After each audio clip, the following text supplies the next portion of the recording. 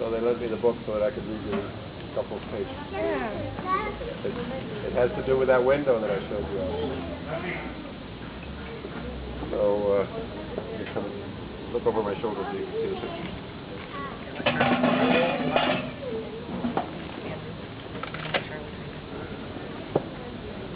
So it's the origin of the two Fridas. I remember. I must have been 6 years old when I lived an intense imaginary friendship with a girl who was of my same age, more or less. On the window of what was then my room, which looked out onto Allende Street, on one of the first lowest crystal glass panes of the window, I would blow hot air. And then with my finger, I would draw in the condensation, I would draw a door. And through that door, I would go out in my imagination with great happiness and urgency. I would run across the field, and I would keep on going until I would get to a milk store, which was called Pinzon. And through the O of Pinzon, I would enter, and I would intempestively go down into the inside of the earth, into the interior of the earth, where my imaginary friend would always be waiting for me. I don't remember what she looked like, nor her color, but I do know that she was happy and she laughed a lot, without making any sound.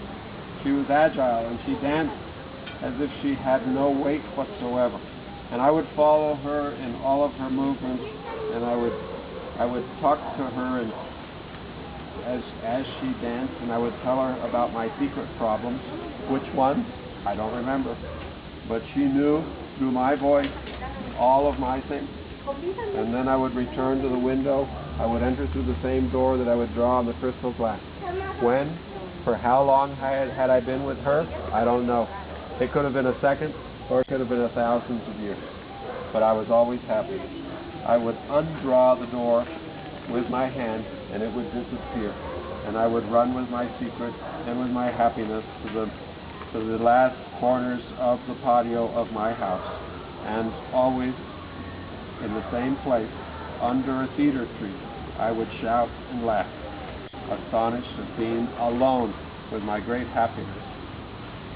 And I remember that girl so well. 34 years have passed since I lived that magical friendship.